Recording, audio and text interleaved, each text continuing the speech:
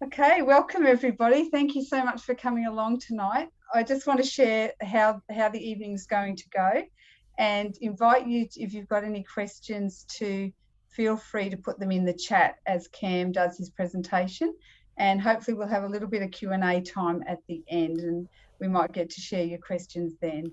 So I'm just going to introduce you to my friend Dr. Cam, who I've only known for a couple of years now. Cam taught this same module for us 2 years ago, and it is awesome to have you back, Cam. So let me introduce you to Dr. Cameron, better known as Cam McDonald. And Cam is an exercise physiologist and an accredited practicing dietitian. He's a PhD scholar, a motivator, and a passionate advocate for the importance of genetics and also personalising our approach to health to prevent and reverse chronic disease. He has a mission, and that is to educate health professionals and the general public on how to apply personalisation to powerfully impact individual health outcomes.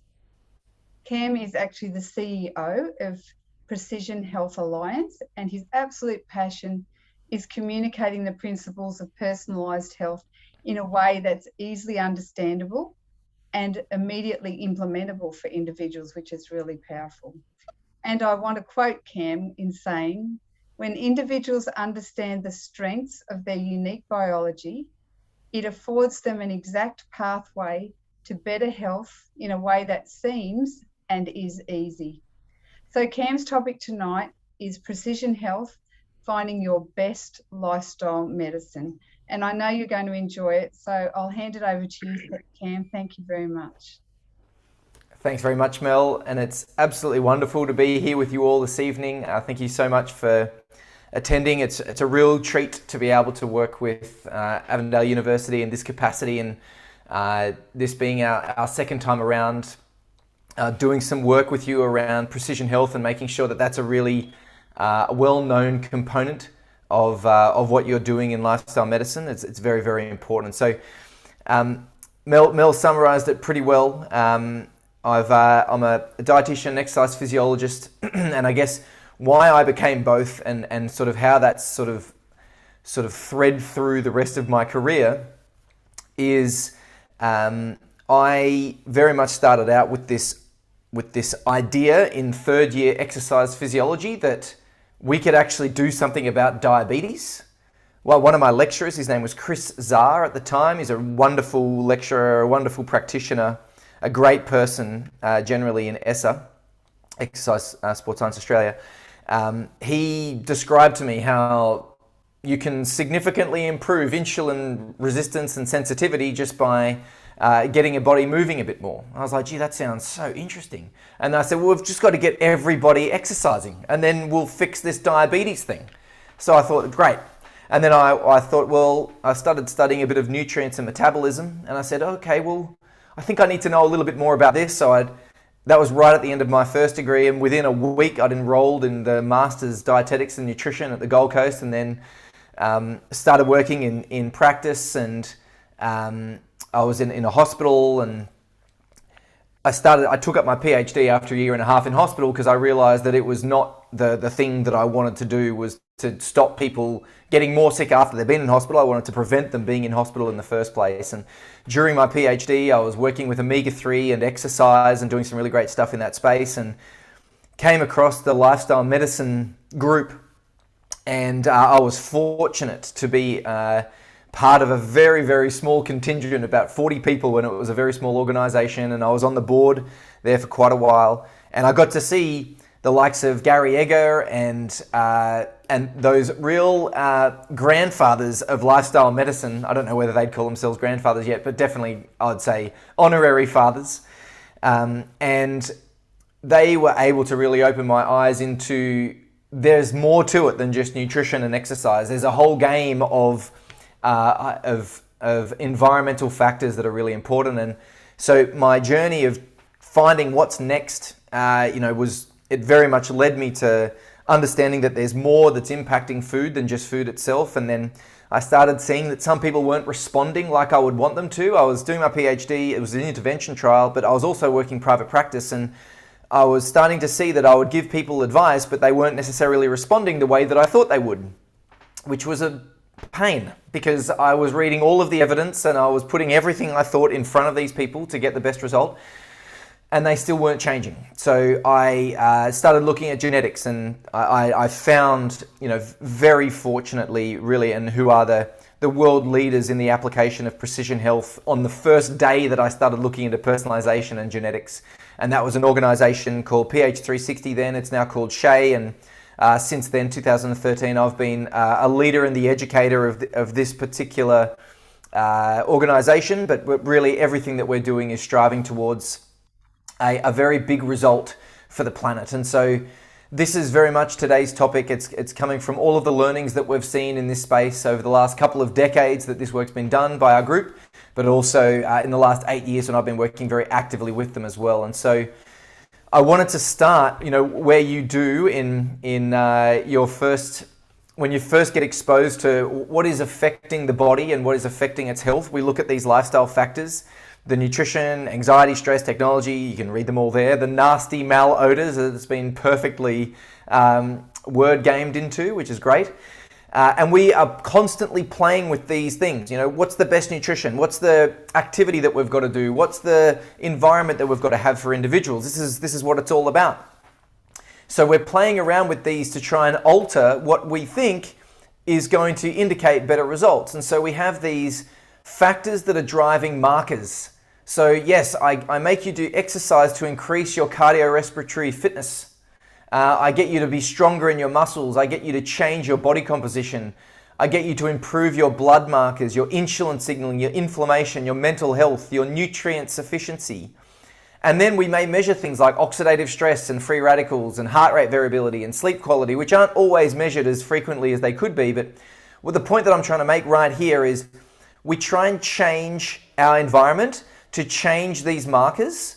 To what end? Well, the end is the outcome that matters, and that is mortality from chronic disease. We want to stop people from dying from these conditions. We want to reduce the risk, the diagnosis, the progression of these conditions. So we change these with these to get this outcome. And I want everyone to really take note of this flow here, because it's very important to when we're actually determining what is the best exercise for somebody. Because if it's not changing these factors, then it's probably not going to affect their chronic disease risk factors either. And these are the medical outcomes that matter, but we also have personal outcomes that matter as well. Our clients and the people applying, the population that are applying lifestyle medicine aren't thinking, oh, I've got to reduce my mortality from chronic disease. Like, that is not what they're thinking at all. What they're thinking is, I want to be able to live a fulfilled life. I want to feel good and be able to move when I want. I want to be able to grow within myself and personally develop. I want to extend the quality of my years. But they're probably not even thinking that. They just, I don't want to be tired anymore. I want to be able to wake up and I want to be able to act and work and be happy in my relationships. And so essentially, we have these three waves of lifestyle factors that are meant to change markers, that are meant to create outcomes, and the end game, like what actually matters in all of this. And our particular goal as an organization is to end chronic disease and pain by the year 2050. That is what we're here for. That is what everything that we're focused on. But what I would say is probably even more powerful than that is a future where you can pursue meaningful endeavors without health and disease-related distractions. Or I want to go do this, but I'm too tired. I want to go do that, but I've got to take my pill. I've got to go do that, but my back's sore. I've got to go do this, but I can't because of my diabetes, or whatever it may be. We want to be able to take people to a place where they can live the life that they want without distraction of health. And I would love everyone just to reflect on that for a second, what it would be to not have to talk about health when we want to go do something. In each of our interactions that we have, that tiredness isn't an issue, that yes, there's many things that you could consider in this space essentially, but this is the outcome that we want, to be undistracted in our life endeavors. And so this is what we're all about. This is what we're doing, and essentially we apply lifestyle medicine in this way to try and get this outcome. That's what we're all here for. That's what we're trying to learn this information about as well. Evidence-based ways of improving markers that create outcomes that people want and lessening the distraction of health. Health it should not be an endeavor. It should just be a reality and something that we benefit from and go and achieve things that we wish. So we start with plant-based Mediterranean diets, for example, where we then try and make sure that people have adequate amounts of exercise. We then make sure that they're exposed to less 2.5 part particulate matter, which is very, very bad and a great risk factor for chronic disease and asthma around the world. Appropriate sunlight, drugs, chemicals, plastics. What are we exposed to, and are we optimizing them? What is the meaningful connection that we have in our life? Whether it be the trust that we have with our health professional, the support that we have from people around us. So these are the things that we put into place so that we can create markers or change markers that improve health. And some people love it. They get this reduction in risk. They get these improved markers. They get improved well-being. They feel more energized than they ever have before. And then we have this population of individuals that don't see a change in their markers, that don't get a change in their quality of life. They're just having to do all this exercise and that's making them feel tired. They don't get an improvement in appearance of chronic disease. They're doing everything that they can, but they still get a chronic disease. Why is that? Because these chronic diseases are meant to be very much governed by the lifestyle, and they're doing everything for their lifestyle, but it's not preventing the condition. Why is that? So we have this group of individuals that seem to get a benefit, but then a group that don't. And that's a very important group to focus on, because the goal, I would love you to think about this for a second. Someone walks into your practice, someone is thinking about, I'm going to go do this diet, or whatever they might say. And you're thinking in your mind, this person should get a result. You're thinking, yes, this is great. I really want this person to get a result. But then they don't. No one has an intention of not getting a result when they start these things. They think, I put the effort in, I'm going to get an effort back or investment back. And so the goal is that all individuals should experience a clinically and personally meaningful response for the behaviors they've instituted in their life. I have changed something positively. I should get a result. And I would like you to think, do you agree with that statement? Just have a think about that. Do you agree with that? Because this is something we don't consider enough. And I'm going to tell you why. Because in any weight loss trial that you look at, you will have 25 to 50% of individuals who apply the intervention. They do what they're supposed to, and they do not get a response. They don't get a response. And 40% anywhere between 20 to 40% of individuals in type 2 diabetes and exercise trials do not experience a clinically meaningful response. That is almost flipping a coin as to whether a person's going to get a benefit or not from doing the exercise that they're supposed to do. This is not new information. This has been around for at least 25 years in a very meaningful way. And so when we're talking about, and what I'm going to do through this talk, we're going to highlight 2.5 specific areas of lifestyle medicine to really show you about this non-responder effect and things that you're going to be quite familiar with. And then talk about how we can actually use our current science and technology to bridge this gap and make sure that each individual is actually getting the result. So when we come to physical activity, what are the results that actually matter? What determines that exercise is effective? It's VO2 max is linearly associated with your cardiovascular outcomes, whether you get it and how severe it's going to be. Muscle strength and function, which is specifically related to survival, mortality, particularly as age increases, blood pressure, insulin, lipids, body composition, waist, visceral fat, lean body mass, all of these things we want to see improve from exercise. And then you see these personal improvements, because someone doesn't go, oh yes, my cholesterol's lower today for 5 minutes, I feel good. They go, no, I feel clear, I feel energized, I feel great, I feel more tolerant to my family, these people that I love, that I seem to get intolerant with all of the time.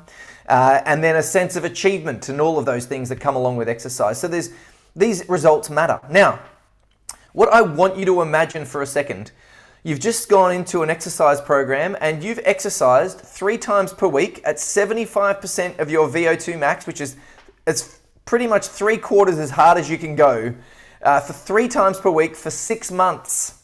6 months. And I want you to think, would I want a result from 6 months of consistent supervised training? Imagine paying a personal trainer 3 times per week to watch you cycle on a bike, you'd be thinking, geez, I better get a result out of this. Well, there are people that definitely get a result. This is the study that was done in 1995 by the real leader in the space of exercise and personalization. And some individuals improved their VO2 max by 30 to 40%. Now, what does that mean for their cardiovascular scores? It means their mortality risk is through the floor. Like, they have much lower mortality risk. And if they were to have a heart attack, it's going to be much less severe because this marker indicates that exactly. And so we also see a group of individuals down here who have sweat and worked and got absolutely no improvement in their VO2 max over 6 months of training. And this is including individuals that turned up to every session. Individuals do the work and do not get fitter. I just want you to think about this for a second. It's very important that we think about this. And I know that the way that I talk about this is in rather a narrative way, but it's important that you really land the emotion of what this is doing to individuals. There are people who commit to 6 months of training and do not get fitter. I want you to reflect on that for a second and what that means for what lifestyle medicine could be. For this, it's like the worst experience of their life. I've just wasted 6 months worth of dollars and I've got no response. So then there's a whole group of researchers that say, well, the study wasn't hard enough. You need to make people do more exercise for longer and then everyone will get a response. Fair enough. So we look at 2.5 hours at 50% of VO2 max. This was one group. This was a new study done in the last few years. And they were doing 2.5 hours per week at 50% of their VO2 max. So lower intensity than the last study, but more frequent, 2.5 hours. And what they found, 40% of people did not get a clinically meaningful response from 2.5. This is the exercise guidelines, by the way, everybody, 150 minutes. So at moderate intensity, light to moderate intensity, 40% of people are not getting a meaningful change in their fitness. And you wonder why people don't adhere to exercise. Then we go to 5 hours per week at 50%. So they took another group and immediately it halved the non-responders. Fantastic. Isn't that good? But there's still 20% of individuals that are not getting a response after 5 hours. And then they said, right, 5 hours of 75%, we're going to make you do hard exercise 5 hours per week. And lo and behold, everybody creeped above the non-responder mark and they got into a clinical response. Now, this is a celebration. This is essentially, the researchers are trying to say this is debunking the myth that people don't respond to exercise. And I agree, of course, if you exercise enough, you get a response. However, do you want to be the person? There is a 0.01 lil per meter difference, actually no, 0.06, 0.06 liters per minute difference between a responder and a non-responder. Generally, these people aren't really seeing a noticeable change in their fitness. These people are definitely seeing a change in their fitness. So would you want to be the person who's just done 5 hours per week at 75% and you've got virtually almost an insignificant amount of change from all of that work? Would you want to be that person? What this study essentially exemplifies is the same curve, and that is some people respond really well to this kind of exercise, which was walking on a treadmill, and some people don't. So what do we do about the people that don't? This is a problem for lifestyle medicine right now. So what they did, they took a whole bunch of twins and they said, right, we're going to make you do weight training and then we're going to make you do running training, or we're going to make you do running training and then we're going to make you do weight training. They had 12 weeks on, a washout of 12 weeks, and then 12 weeks of the next training bout. It was a really cool study, and they were using twins for this as well, so they can tease out the genetic differences.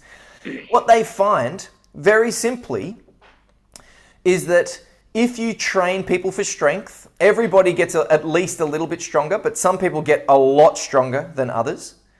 And if you do strength training, 50% of people if you do running training, 50% of people will actually get stronger from doing endurance training.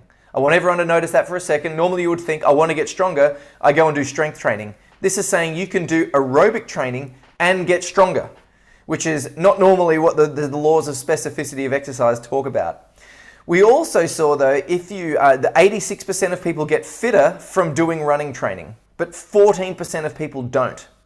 Now, what's really fascinating is that if you were terrible at running and getting fitter, if you did strength training, essentially you would get fitter from doing strength training.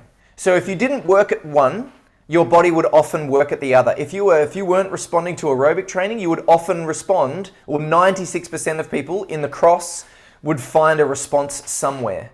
This is really encouraging. So essentially it's saying that those people that didn't get a response here, they may not be great at aerobic training, but if you put them into strength training, they're more likely to get a much bigger response. And so this is saying that there is a different exercise that is designed for different people.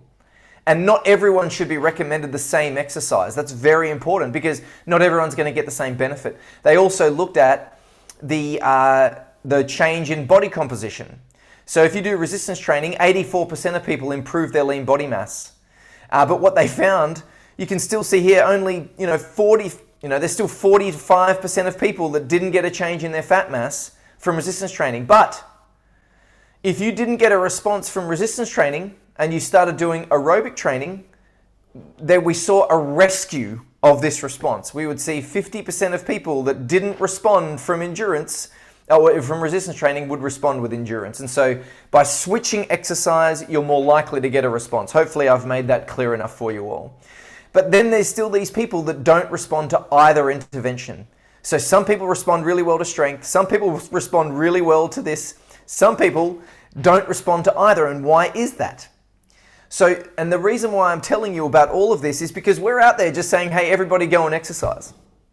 And it's not going to be effective for everybody. We need to understand why that is. And so they took a group of individuals, type 2 diabetes with an obese phenotype, and they made them do 12 weeks of 3 per week training. They had one group doing training in the morning, one group training in the afternoon. Now, what's really interesting about chronobiology is that the afternoon training resulted in significantly better results across the board with a non-significant tendency for VO2 max improvements as well. What this is saying is you can do the same training in the morning, but you'll get better results from it in the afternoon if you have this phenotype specifically. So there is actually a better time to train. So that may well be why these people didn't respond, because they were training, even though it was the right training, it was at the wrong time. So now we need to start thinking, what kind of advice are we giving people? Do we want them to get a result or not? Because the whole point of lifestyle medicine is that they improve their markers and they improve their outcomes. And right now there's a chance they won't improve their outcomes if they're doing certain types of exercise. We then look at early birds and night owls. You might be familiar with whether you're an early bird or night owl yourself. And essentially they ran this really great trial looking at if you take an early bird and make them exercise in the morning, and then you make a night owl do the same, look at the cortisol levels in response to that training. Early birds, the morning types, they have very little response to cortisol, both during and after exercise, and returns to normal very, very quickly within 15 minutes. Night owls, though, they get stressed and stay stressed for the next hour at least. The cortisol response is so much higher. The stress response, the inflammation is so much higher from exercise if it's done at the wrong time for particular bodies. Whereas for another type, perfect. But then you give that same exercise and make them do it in the afternoon and they have exactly the same cortisol curve. And that is, they both recover well. This is to say that night owls do better when they exercise in the afternoon. Early birds can match it, but early birds, they find exercise in the afternoon harder. It's going to be more demanding for them. What I want you to get out of this is the reason why people don't respond. They could be doing the wrong kind of exercise. They might be doing it at the wrong time. They might be doing too much. They might be putting load on their system in the wrong way. But essentially, the conclusions I want you to take out of this brief overview of precision exercise is that the body has a preference. The body has a preference as to whether it's power or endurance or in between, or whether it's early or late, or whether it's motivated by data or by friendship. There is a number of different things, and essentially the body needs the right type of exercise in the right dose at the right time to be effective. And if it's not, there is a chance, there's a very good chance, actually 40% chance for people doing their standard exercise recommendations that they will not respond. I want everyone to take notice of this, please, because it is so important that we really start thinking about what are we doing. And Imagine being able to say this to somebody. If you do exercise in the right way for your body, you'll get a 200 to 300% improvement in the outcomes of that exercise than if you did it at a different time or in a different way. This is what we're seeing with genetic studies right now. A 200 to 300% improvement on return on investment in VO2, in muscle strength, in parameters that indicate this person is now in a lower state of chronic disease. These are very, very important outcomes, and we need precision to get there. I then want to spotlight nutrition as well. Nutrition, essentially, when we're looking at it, we want it to improve body composition and blood markers and the microbiome and all of these things that are influencing our health and our outcomes.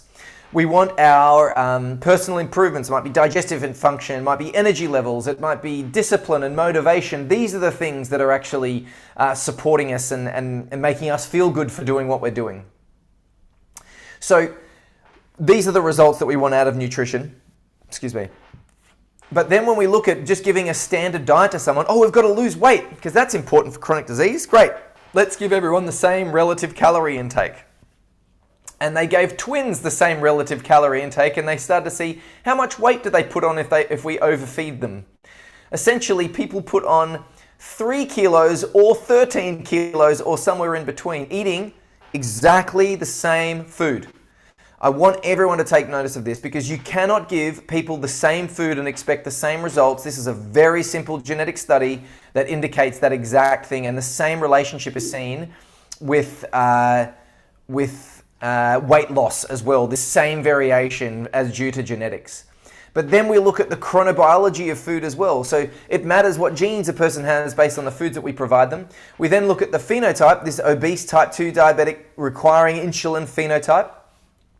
And what we see, we give them 1,600 calories for 12 weeks, but with different meal timings. So we give this group heavy breakfast, light dinner. We give this group 3 main meals with 3 snacks. Exactly the same calories, exactly the same macronutrients, exactly the same food makeup. Everything was equal except for the food timing. This group lost 5 kilos. Their insulin requirements went down 40%, which is huge and incredibly meaningful from a clinical point of view. And their HbA1c, which is a very important marker for endpoints for diabetes, reduced by 1.2. Great results. This group, and I will stress, eating exactly the same calories, exactly the same macros at different times, saw virtually no change in their weight, saw no change in their insulin response, and they had no change in HbA1c. You can say, hey, everyone's got to eat healthy foods and you'll be fine. No, you won't. You've got to eat foods at the right time. You've got to eat foods that are appropriate for your body. And we make that, what's so fascinating is that if we get a phenotype of an early bird with a normal BMI and give them 6 meals per day, they thrive and they lean down and they get results. But this phenotype requires something different, and it's to do with insulin signaling and the way that that fluctuates throughout the day. There's a number of factors that are related to chronobiology, which you can learn about in other resources, essentially. But this is where different food timings actually matter for different people. We then look at something like the Mediterranean diet. Yes, I'm going to be taking the Mediterranean diet to task because we have to. Because everyone is standing around saying we must eat the Mediterranean diet, it's going to be great for us all. Well, if you've got these particular genes, you are more likely, and these particular variants of these genes, you're more likely to lose more muscle tissue while you're on the Mediterranean diet compared to a person with a different gene variant at this loci. So we then look at metabolic syndrome improvements. It doesn't improve metabolic syndromes in some individuals with particular variants here. We look at inflammation. The fish component of the Mediterranean diet is very important to someone with this gene variant here. So we need to provide more fish to that person, but someone without that gene variant and with the different variation of that gene that's more protective doesn't need the fish component as much. What I'm saying here, yes, the Mediterranean diet has great bones in it. It's got a great foundation. However, it has to be personalized. Otherwise, we're going to see people who don't get the response that we're wanting them to have. Lean body mass loss is detrimental, particularly when we're doing this long term. This is not ideal. And if we can prevent it by understanding ways that we can change the Mediterranean diet to make it more personalized, then that's going to make that diet more effective. So we have to personalize even things like the Mediterranean diet. We look at phenotype once again. We take an obese phenotype and we provide them a plant-based diet, a vegan diet even.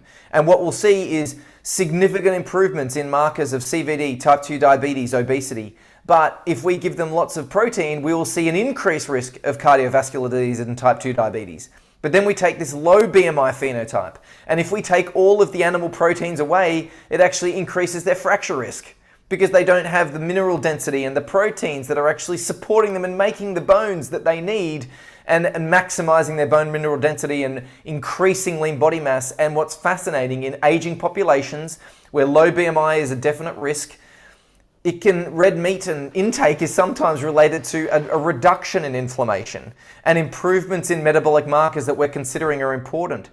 So we can't take foods and diets and general research at face value, because the PREDIMED study is without a doubt the most thorough cardiovascular endpoint study that has been performed with thousands of individuals on a Mediterranean diet.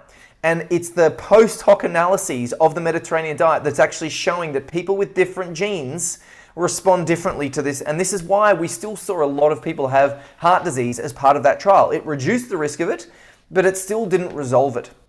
And we're wanting people to not have heart disease anymore, not some people have less.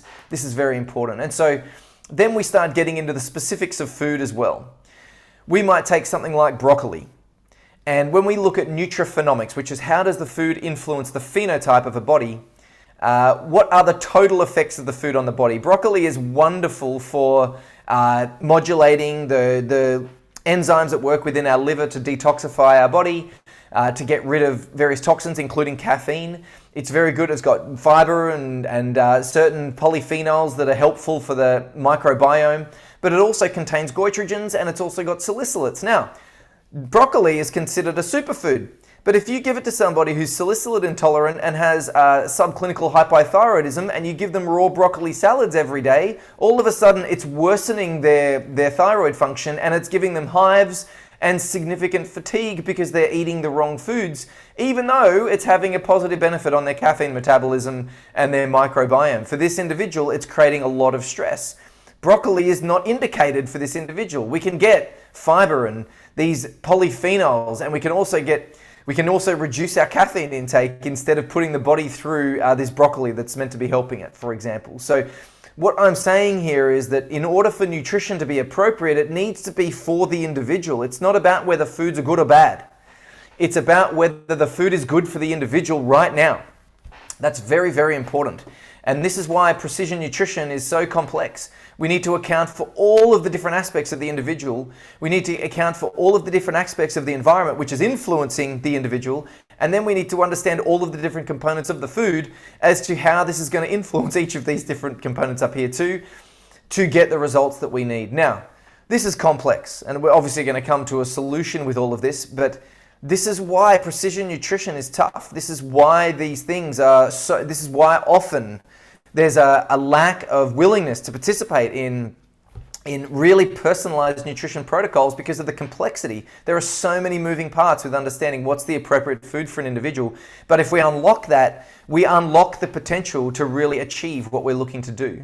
And so foods need to be the right type of food, the right type of nutrients, in the right dose, at the right time. You can see a trend here. And the body has a preference for the certain types of nutrients that it's designed for. A body that's very delicate and finely boned has risk factors for osteoporosis. They have a preference for foods that support bone structure, mineral density, and whereas a body that's much bigger has a greater risk of metabolic syndrome, and so their body is set up to deal better with vegan-like diets or plant-based diets. But we can't be recommending the same foods to everybody because they are not the same. We know this. It's very, very clear, and hopefully this is becoming very obvious as we go through this evening.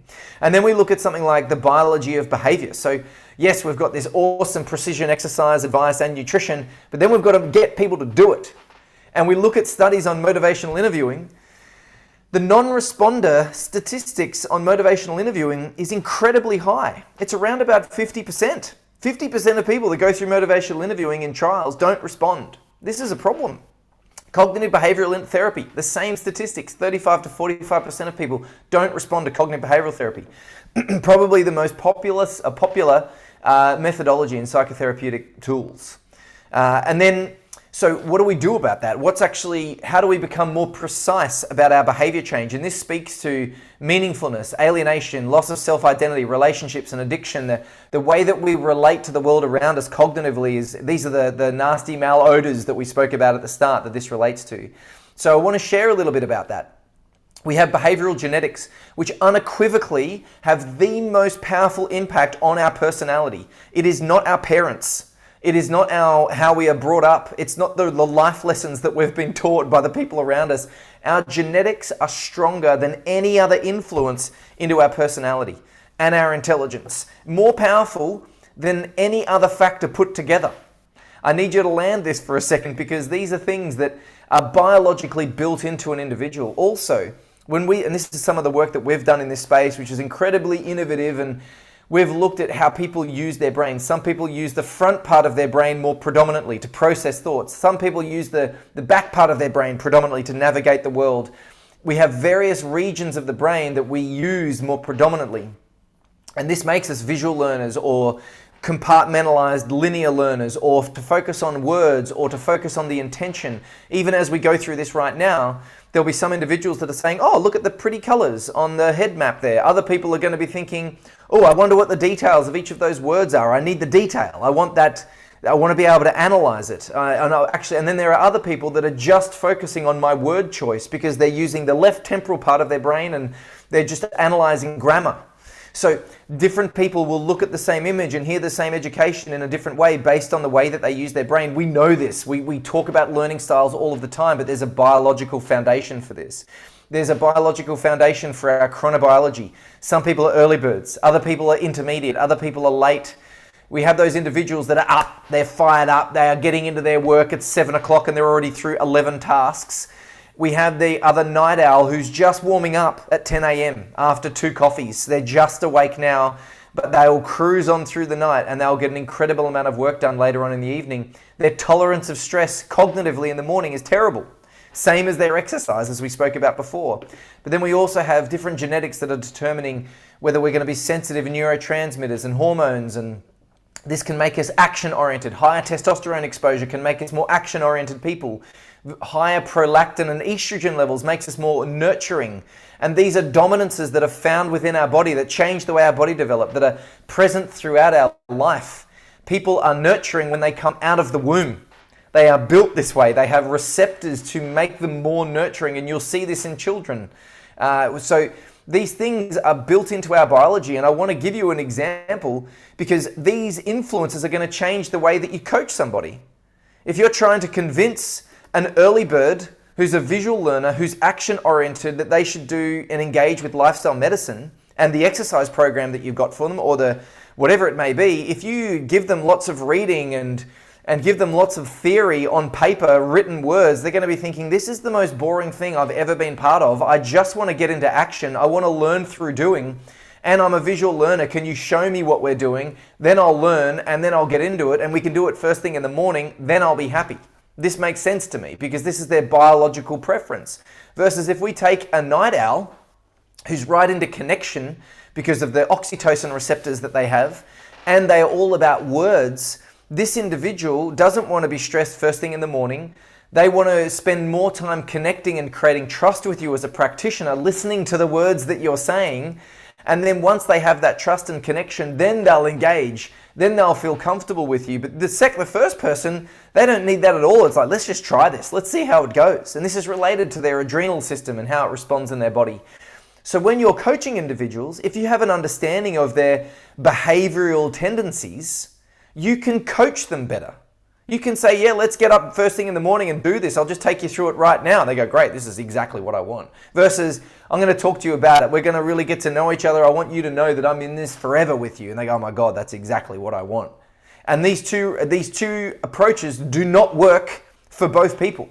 That's very important. Our coaching needs to be precise as well. And we have the information to be able to do this now. We understand behavioral genetics. And so support and motivation needs to be provided in the right way, at the right time, and considering your own biases. You might be an early bird and an action-oriented person, and you have to support a night owl who needs more connection and more time and to hear you talk about it. You need to adjust your style for them because you're here for them. The coach needs to adjust the style for the client.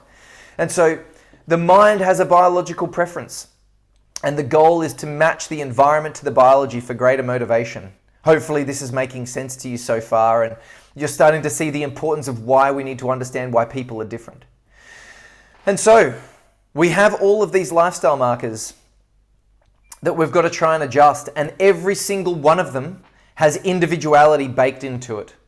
The sleep that we need, the way that we respond to technology, the way that we go about our job, what's going to be stressful for us in our job, the kind of exposure that we need to have, how we relate to our relationships. All of these things are going to have an individualized response and are going to be related to the success or failure for us to change these markers, which then results in our ability to change these very, very important outcomes, which is the only reason that we are here in the first place, is to change these markers to result in better outcomes for these individuals. And so, how do we do all of this? Because this is incredibly complex. There are so many variables, and to be able to hold that information in your brain is tough. What do you think Hippocrates could have done with a microscope, or with a genome-wide association study, or with wearable data, or with, a radiology department? What could he have done? This incredible mind who's written things into history that are still true today, many of which are still true today. The ability for us to make clinical decisions and to understand the body are so much faster as a result of technology, and that is now happening. And it's required, because this is what a practitioner needs in order to be successful going into the future. They're going to need to understand the genetics of this individual, their microbiome assays, all of the different lifestyle factors that are relevant. They're going to need to understand their medical, developmental history, ancestry, family heritage, their blood markers, their current health state, their activity levels, their food intake, their geolocation, which actually changes how a body physiologically responds to the environment, and real-time data. All of that information has to be processed by the clinician, and then they need to say exactly what's appropriate for this person in front of them.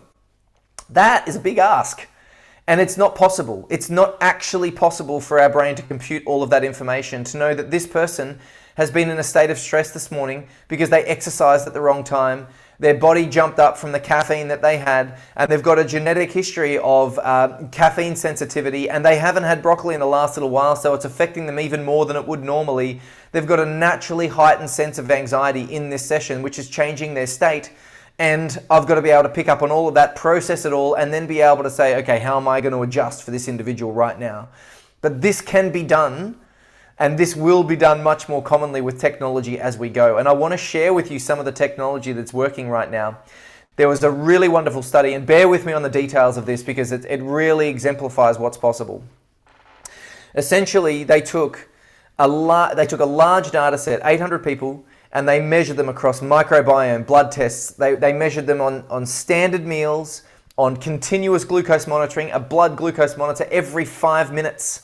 They tested their sleep, their bowel habits, their anthropometrics, their food diary, their activity levels. They really assessed everything. But what they could do with all of that data was create an algorithm that could predict what foods were going to affect their glycemic response. And so, because when they looked at them, and you'll know people like this as well, people who walk past a bakery and gain 3 kilos. And then other people who live in a bakery eating all of the bakery goods and they don't gain weight at all. These are very different, and this is because certain foods will respond differently within different individuals, as we've been discussing. But interestingly, for some people, ice cream would have a flat curve, but tomatoes would make them spike. And this is not something that you would normally expect. And so what they did, they taught the algorithm how to match up these questionnaires and understand the phenotype of an individual. And then they saw if it could predict the food responses that the next 100 people would have to certain program meals. And what they did, they gave an expert dietitian, a panel of expert dietitians, the data from a week of meals and their blood glucose monitoring. And they said, righto, dietitian, with all of this data, I want you to prescribe a healthy set of meals next week. And this is exactly what happened. They put them on the bad diet, which made their blood sugar levels spike everywhere. Then they put them on the good diet by the dietitian, and they saw the blood sugar spikes were much less. Then they got the algorithm to just take this phenotype data, but the algorithm didn't have the previous week's food. So they were going in blind. They didn't know how this body was going to respond to blood glucose, except for all of the different analytics they had with the microbiome and the questionnaires and to understand their phenotype first. So the algorithm was blind to the previous week's food intake, but it was able to determine the appropriate foods just as well, on par with the expert. So without even looking at blood glucose monitoring, and I know this is a complex story, but I'm going to give you the key messages out of this. By understanding this set of this phenotype data, the algorithm was able to predict what foods the body would respond to. But what was really fascinating, it was able to do that without prior knowledge, whereas the dietitian needed that prior knowledge. So yes, the dietitian could pick up the macronutrients and the things that directly influence glucose and insulin, but what the program was able to do was to pick up, oh, tomato actually seems to be a food that's commonly coming up for you, and it's going to affect your microbiome this way. We're going to remove tomato. It was able to look at the specifics, indirect foods that were influencing this person's glucose response, and be able to provide a very different type of recommendation that was actually looking much deeper than the typical carbohydrate influence. So this is what deep learning and machine learning and artificial intelligence is bringing to our ability to understand individuals. And this is the technology that we have been using and developing for the last 20 years, is very much not just looking at glucose response, but also looking at the comprehensive nature of somebody in lifestyle. So we're looking at anthropometrics, which are incredibly powerful for understanding developmental milestones, genetics, hormones. We're looking at various elements of the phenotype, high color, hair color, skin tone, genetic lineage, and then real-time measures. And then this goes through an advanced learning, AI, machine-driven approach to understand what's going to be appropriate for this individual. And this is the way technology is supporting it. And once you understand the brain behind what technology can do, this is where it becomes very powerful. So you put in data. This data is then analyzed like it is in the previous study that we just mentioned, your personal data. It is then compared to people like you, people with a similar phenotype, but then your differences are compared so they can say, you're like this based on our data, but your nuances are here, here, and here, and then it adjusts your profile based on that. But then there's also a real-time input of scientific and medical research. So a new study has come out to show polyphenols work with this gene that can be incorporated into the big data analysis, which then informs in real time the smart health assistant, which is then driving your outputs to show you what is right for you. Then real-time wearables are going in to say, hey, I see all of this data, but you've been in stress, and we're going to match that up with a person like you in stress and how that affects your body, and then give you an output that relates to that. And this then goes through and provides the outputs. This is the intelligence that is now happening with the information that we have, the scientific outputs, and also the technology is now available through AI. This allows us to crunch years worth of clinical-led data in seconds with the amount of calculation without bias. Rather than it just being, oh, I went to a great workshop on fasting last week, I'm going to do some fasting with my clients. It's saying, well, actually fasting's not appropriate for this individual right now. Even though you've just learned about it and trying to incorporate it, it takes away that bias and makes it much more objective. And so essentially what this allows us to do is it allows us to understand the body at a much more comprehensive level so that we can be more precise with exercise and food, but also the psychosocial effects of what kind of friends should this person have? What friends are going to match their biology? Because a person that loves action gets kind of bored by a person who likes sitting down and meditating all of the time. That doesn't suit them because they're looking for more action and adventure based on their testosterone and adrenal function. We have some people, we have different ways of recommending sleep. Even air conditioning for some people really makes them very stressed. For others, it doesn't. This is predictable based on phenotype. So we have an incredible insight into the human now with all of these genetic, hormonal, phenotypic markers that we know have very strong correlates with outcomes. We can take that data, we can calculate it at a level that we've never been able to before so that we can be precise, so that we can give an output like this. This individual goes through the assessment and comes out, well, we know that they're at risk of osteoporosis, central nervous system degeneration. So they're going to need higher carbohydrates, higher proteins to prevent this risk.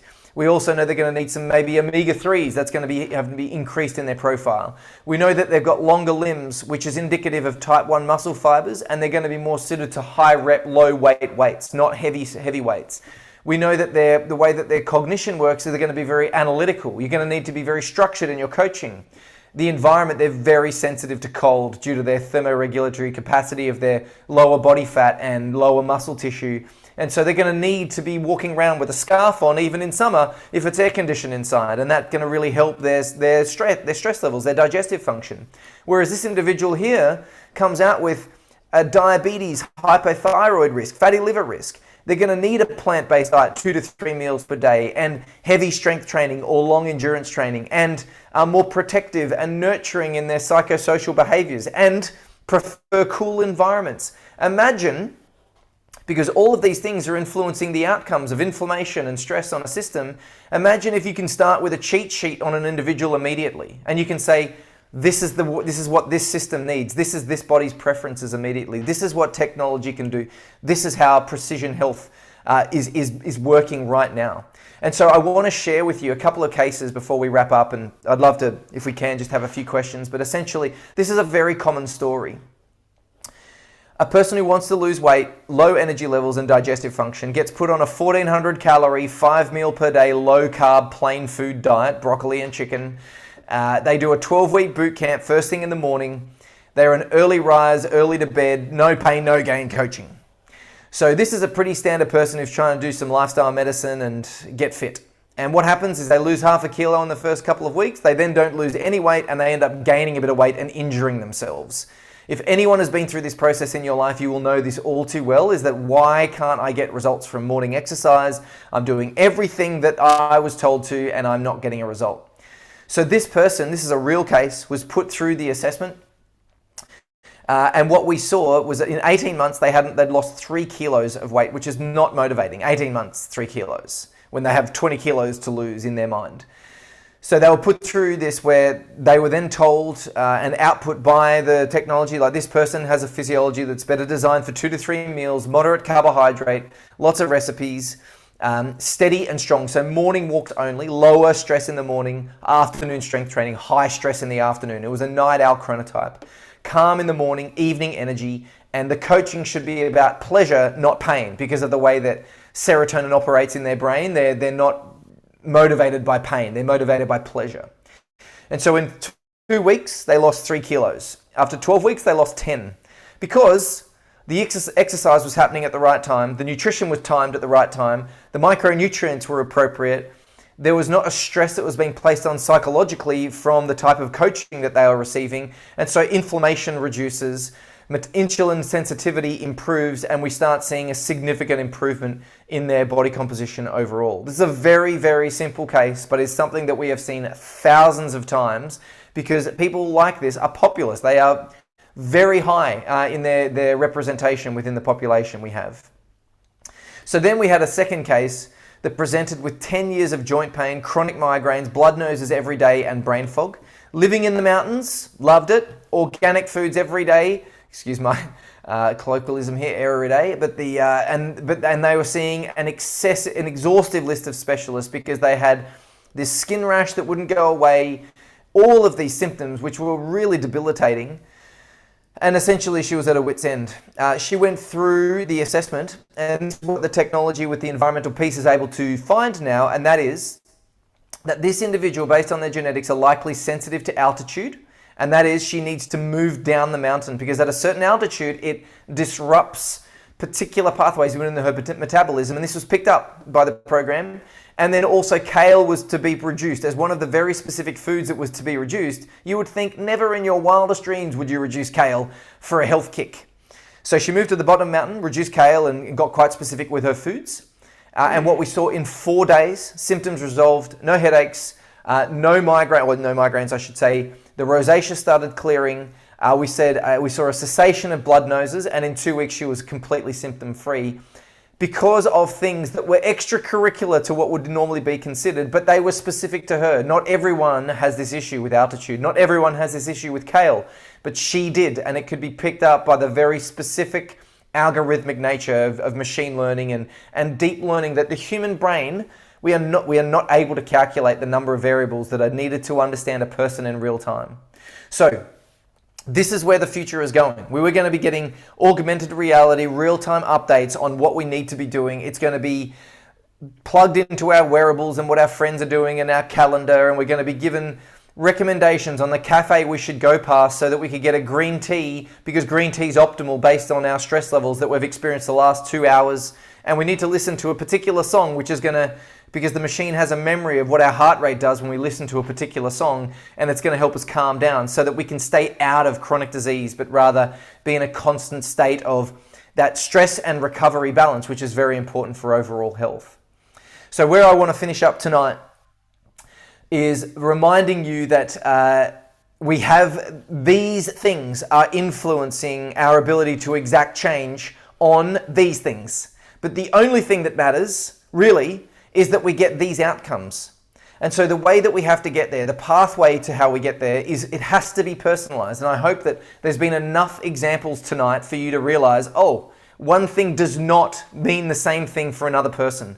That is the most important message that I want you to get out of this evening. And the end game for all of this, what is it? It is a world without chronic pain and disease. I want you to think about that for a second. The only reason we're not there right now is because we haven't been applying the right information to enough of the population for long enough. But it's about applying the right information so that they can pursue meaningful endeavors without health distractions. This is where there was a great quote that I heard from my business partner today. Actually, I'm not sure whether he made it up, but I think he's claiming it. And he said that health is better with technology, and technology is better with a coach. And this is the world that we're moving into. We need to adopt these methods with technology. We need to understand the individualization of the person. We need to act on that. And we need to support people to engage with it as well, because this is where we're going to see the results that actually realize what we want on the planet, which is why we're all here. Thank you very much, and I'd love to welcome any questions that you may have. Wow, thanks, Cam. That was amazing. I think there's some head spinning right now, but what we might do is just, if anyone would like to ask a question, we've just got a couple of minutes left. Just feel free to unmute and jump in at the moment.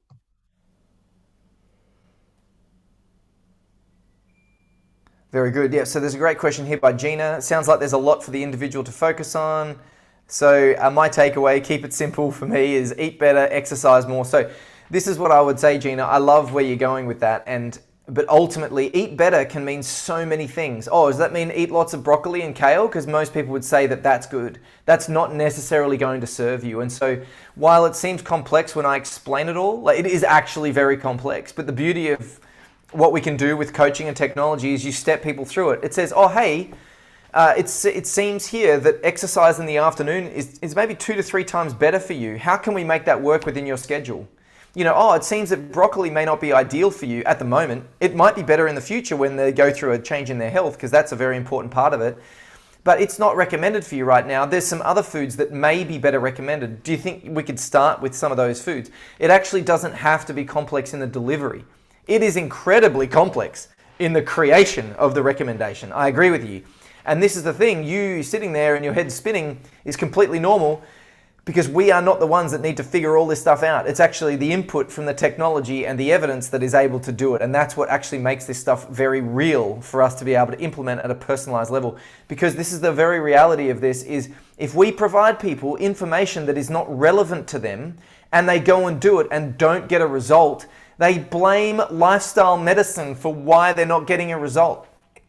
Or you as the practitioner, well, you're saying, well, you're not doing what I told them, which is very common, when ultimately it is that the right information hasn't found them. And it's amazing though, when you recommend to somebody, hey, exercise is actually really good for you, and it says you should walk in the mornings, people are so engaged with something that is recommended for them specifically. And there's a recent systematic review that say, if you recommend somebody based off their genetic profiling, they are more likely to take action and sustain that action as well. So I would encourage you to engage with the complexity as much as you need to, but ultimately it's a very simple coaching process. And I hope I've answered that without being too flippant about it. Denise, I can see your question there. Do you want me to answer that one, or do you want to ask one verbally? Yeah, I'd just like to elaborate on that. I'm over here in China, and I have Chinese TCMs that work with me, and they're actually my students. And so I get a lot of input from their perspective of personalized health programs. So they say that you've got this particular body type, and the Chinese medicine goes on yin and yang. Okay, so yin and yang. And I also work with an Ayurvedic doctor who is a Jain. So she recommends plant-based diet.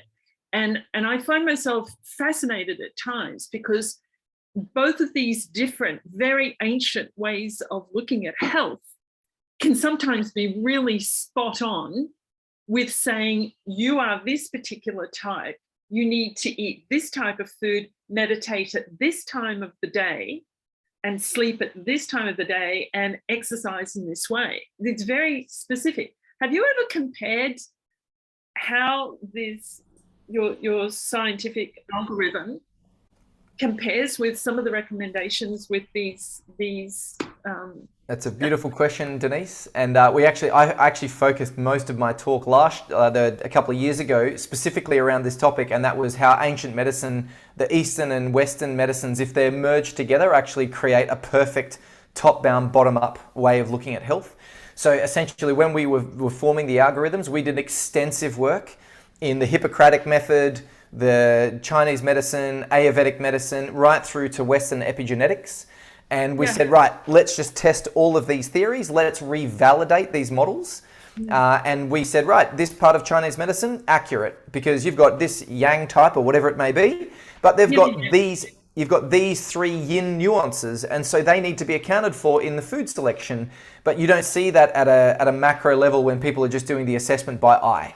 And so this is where if we become a lot more specific with genetics, with hormones, and we're able to be much more objective with that, it takes away a lot of the subjective nature of some of those disciplines. But what I will say in defense of those is that the Chinese have been studying genetics, phenotypology of Chinese medicine, and they publish millions of papers per year, but they're all in Mandarin.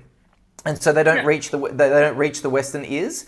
But there is a weight of evidence that they've been doing incredibly thoroughly, looking at how they can validate not the big macro elements of Chinese medicine, but rather the nuances and what they discovered thousands of years ago, how it relates to genes.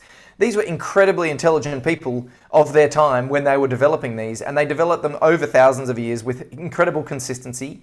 So there is a lot to take away from them. This model that we use is incredibly objective in that how we're assessing people, so there's no subjective components to it. And this then allows us to cut through that noise and be a lot more agnostic as to where it's just saying, this is the person, let's measure the person and see what they need, rather than we need to come from a particular belief or set of beliefs. So it's a perfect question, and yes, we have addressed all of those, and there's some fascinating relationships found within that. Yeah. Because there's a lot of fighting over here as lifestyle medicine is coming into the market, and it's seen as if it's Western imposed. And so having something that actually recognizes that those aspects that you've just described could help to be lifestyle medicine to be much more accepted. Absolutely, yes. Yeah, we've done quite a bit of work with China and all of that sort of stuff in our history as well. Thank you, Denise. Is the carnivore diet ever recommended for individuals? I've measured literally thousands of individuals using our methodology with everybody I've worked with to get the response that we were looking for, and no one has been recommended just to eat meat. There are still those who ascribe to the carnivore diet will definitely, and this is what we see with people who shouldn't be vegan, just like some people who shouldn't be carnivorous, you'll see an improvement in health. But then a couple of years later, there's a deterioration to the tissues that can occur as well. So it may be a short-term gain, but not many people can really survive that kind of diet long-term, which is very, very important to consider. But there are people that definitely do better with animal proteins, and other people that definitely do better without them. There's no doubt about that. So it's a gradient, but there's no one that's been recommended plain meat in my history of doing this work yet. I have friends who did something like this recently. They're both back to the teenage weight, and they're with two separate diets and exercise routines. One can only eat one color capsicum and the other. Yes, it sounds like something similar to what we do. Absolutely. Yes, it's a whole program. Anyone know any service that does all of these tests? Tari, so if you're part of the the program, you'll actually be doing that exact thing. So you're going to get access to this in about 3 minutes after this talk. Perfect. Thanks, Mel. Blah, blah, blah, blah, blah. Great. Excellent. Are there any other final questions before we jump off? I know that we're a little bit over time, but I just want to say thank you. I know that videos were off. It's always hard to know if you're awake and loving it or not, but I just wanted to thank you for attending, and I appreciate any questions that may come from it as well. I had one more question, if I can. Go for it. On that, not having anyone that was that carnivorous thing, what's the most sort of meat to plant ratio that you have seen? And the only reason I ask is because on TikTok, there's a guy that keeps popping up that I hate, Liver King or something like that, real big built guy. Yeah. Eat like one piece of fruit and then just raw meats. So, yeah. I want to know what kind of, yeah. So the highest ratio I've seen, generally, there are some bodies that actually, they have a lot of trouble fermenting, or they have troubles with fermentation. If they eat too much plant food, they actually need maybe a third of their plate to be vegetables, a third of it to be, well, actually, it's still around about 50-50 or even more to the plant side, because there's a carbohydrate portion and a plant portion and a protein portion. But then there are some people that it's 95% plant and 5% protein. You know, so, but generally, it doesn't get much past 50-50 from that perspective. Yeah, but at the same time, this is where you'll see individuals like, I know that there's like a world record holder in concept 2 rowing, for example, who is carnivorous all of the way.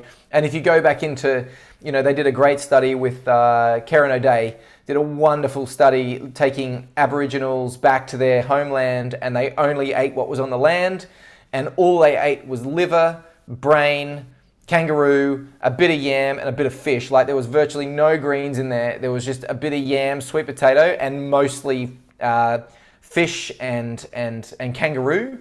And these type 2 diabetic individuals reversed their condition in 8 weeks. It was completely nutritionally replete, their whole diet, and they were only eating 3 or 4 foods, and most of it was animal protein. So this is where, but they were eating the liver fresh, like at the kill, they ate it immediately, they didn't let it stand. Like, all of these little practices that they had made it a very different game to what we do now with diets like that as well. So I would really speak to that, really speak to it's definitely situational, and there's a whole lot more to it than just going down to the butcher and buying a heap of offal. Yeah. Thank you very, very much, Cam. I think what we'll do is we'll leave it there. And thank you for that excellent presentation. But please don't leave if you are in LMLR 50104, Physiological Underpinnings of Chronic Disease. Please hang with us. But yes, definitely thank you very much for an excellent presentation. So I'm just going to stop recording for a moment.